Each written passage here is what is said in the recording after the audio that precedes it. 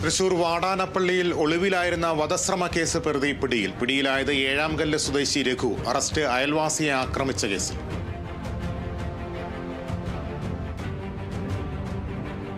തൃശൂർ വാടാനപ്പള്ളിയിൽ യുവാവ് കാപ്പ കേസിൽ അറസ്റ്റിൽ. പിടിയിലായത് തളിക്കുളം സ്വദേശി ഫാസിൽ നിരവധി കേസുകളിൽ പ്രതി.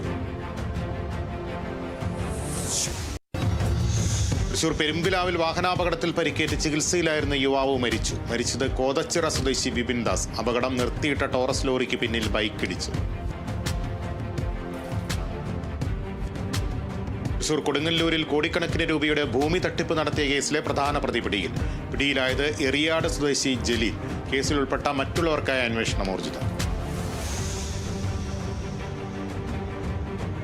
തൃശൂർ ഐനിപ്പുള്ളിയിൽ നിയന്ത്രണം വിട്ട പിക്കപ്പ് വാൻ കോൺക്രീറ്റ് സ്ലാബിൽ ഇടിച്ച് 2 പേർക്ക് പരിക്ക്.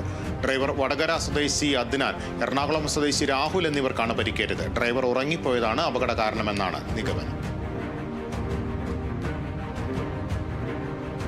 കൊല്ലം അഞ്ചലിൽ തുണിക്കടയിൽ മോഷണം നടത്തിയാൽ പിടിയിൽ. പത്തടി സ്വദേശി ബൂസാരിയാണ് പിടിയിലായത്. കഴിഞ്ഞ 3-ാം തീയതിയാണ് അഞ്ചൽ ജംഗ്ഷനിലെ ജീഫാസ് എന്ന കടയിൽ നിന്നും 15,000 രൂപയും 30,000 രൂപയുടെ തുണിത്തരങ്ങളും മോഷണം പോയത്. മുനമ്പം സമരം ഒത്തുതീർക്കാൻ സർക്കാർ നിയമനിർമ്മാണം നടത്തണമെന്ന് Kerala Congress M steering committee അംഗം ജോസഫ് കെ നെല്ലുവേലി. ചങ്ങനാശ്ശേരി അതിരൂപതയുടെ ഐക്യദാർഢ്യ സമരപ്പന്തൽ സന്ദർശിച്ച് സംസാരിക്കുകയായിരുന്നു അദ്ദേഹം.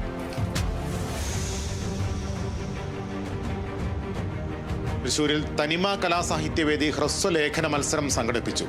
GUPS വെള്ളാങ്ങല്ലൂർ അധ്യാപിക റിനി KB 1-ാം സ്ഥാനം നേടി.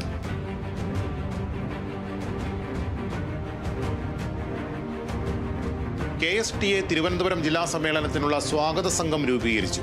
രൂപീകരണ യോഗം സംസ്ഥാന ലൈബ്രറി കൗൺസിൽ സെക്രട്ടറി VK മധു ഉദ്ഘാടനം ചെയ്തു. കർണാടകയിലെ ഹുബ്ബള്ളിയിൽ നിന്ന് കോട്ടയത്തേക്ക് പ്രത്യേക ട്രെയിൻ സർവീസ് ഒരുക്കുമെന്ന് റെയിൽവേ. തീരുമാനം ശബരിമല തീർത്ഥാടന കാലത്തെ യാത്രാത്തിരക്ക് കണക്കിലെടുത്ത്. നവംബർ 19 മുതൽ ജനുവരി 14 വരെ 9 സർവീസുകൾ നടത്തും. കിഡ്സ് ഫെസ്റ്റ് ആഘോഷമാക്കി തൃശൂർ ഏനാമാക്കൽ സെന്റ് ജോസഫ് ഹൈസ്കൂളിലെ കുരുന്നുകൾ. വിവിധ വേഷങ്ങളിലെത്തിയ കുരുന്നുകൾ കാണികൾക്ക് കൗതുകമായി. പരിപാടിയുടെ ഭാഗമായി ഘോഷയാത്ര സംഘടിപ്പിച്ചു.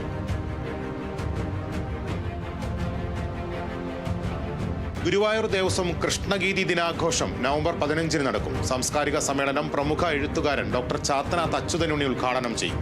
ദേശീയ സെമിനാർ, സാംസ്കാരിക സമ്മേളനം, ശ്രീ മാനവേദ സുവർണമുദ്ര പുരസ്കാര സമർപ്പണം, കൃഷ്ണനാട്ടം തുടങ്ങിയവ നടക്കും.